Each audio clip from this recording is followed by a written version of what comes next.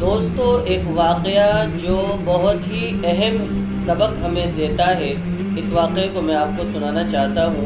اس کو آخر تک سنیں اور اس کو اسکپ نہ کریں۔ کیوں؟ اس لیے کہ اس واقعے سے ہمیں بہت ہی اہم سبق ملتا ہے۔ واقعہ کچھ یوں ہے کہ خلیفہ سلیمان بن عبد الملک بن مروان بیت اللہ کا طواف کر رہے تھے۔ اس کی نظر ایک نوجوان پر پڑی جس کا چہرہ بہت پروقار تھا، مگر وہ لباس سے مسکین لگ رہا تھا۔ خلیفہ سلیمان بن عبد الملک نے پوچھا، یہ نوجوان کون ہے؟ تو اسے بتایا گیا کہ اس نوجوان کا نام سالم ہے اور یہ سیدنا عبداللہ بن عمر رضی اللہ عنہ کا بیٹا اور سیدنا عمر بن خطاب رضی اللہ تعالیٰ عنہ کا پوتا ہے۔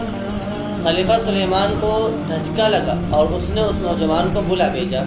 خلیفہ سلیمان بن عبد الملک نے پوچھا کہ بیٹا، میں تمہارے دادا سیدنا عمر فاروق رضی اللہ عنہ کا بڑا مداح ہوں۔ مجھے تمہاری یہ حالت دیکھ کر بڑا دکھ ہوا ہے۔ مجھے خوشی ہوگی اگر میں تمہارے کچھ کام آ سکوں۔ تم اپنی ضرورت بیان کرو، جو مانگو گے تمہیں دیا جائے گا۔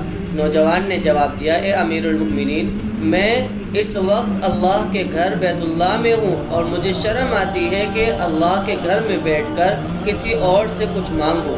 خلیفہ سلیمان بن عبد الملک نے اس کے پرطمانت چہرے پر نظر دوڑائی اور خاموش ہو گیا۔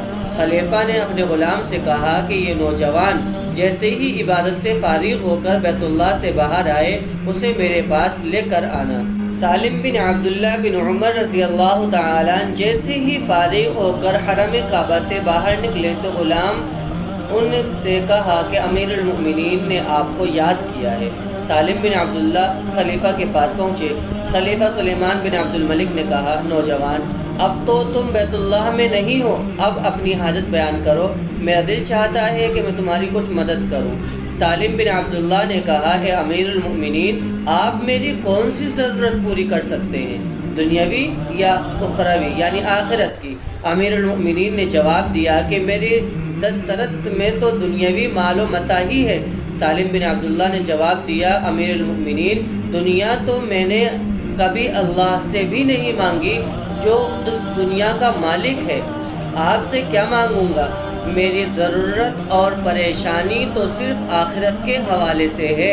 اگر اس سلسلے میں آپ میری کچھ مدد کر سکتے ہیں تو میں بیان کرتا ہوں۔ خلیفہ حیران و ششدر رہا اور کہنے لگا کہ نوجوان، یہ تو نہیں، تیرا خون بول رہا ہے۔ خلیفہ سلیمان بن عبد الملک کو حیران اور ششدر چھوڑ کر سالم بن عبداللہ وہاں سے نکلے اور حرم سے ملحقہ گلی میں داخل ہوئے اور نظروں سے اوجھل ہو گئے۔ یوں ایک نوجوان حاکم وقت کو آخرت کی تیاری کا بہت اچھا سبق دے گئے۔ تو دوستو، ہمیں بھی اس واقعے سے یہی سبق ملتا ہے کہ ہمیں اللہ رب العزت سے صرف دنیا نہیں بلکہ آخرت کا طالب ہونا چاہیے، کیونکہ دنیا تو اللہ رب العزت نے ہمارے مقدر میں جتنی ملنی ہے لکھ دی ہے۔ ہمیں آخرت کی تیاری کے لیے بھیجا گیا ہے، اس لیے ہمیں چاہیے کہ ہم دل لگا کر کے آخرت کی تیاری کریں اور اللہ کے رضا والے کام کرنے کی ہمیں کوشش کرنی چاہیے، جس سے اللہ رب العزت راضی ہوتے ہیں۔ جن کاموں سے ہمیں صرف وہی کرنا چاہیے اور اللہ رب العزت جن سے ناراض ہوتے ہیں ان سے بچنا چاہیے۔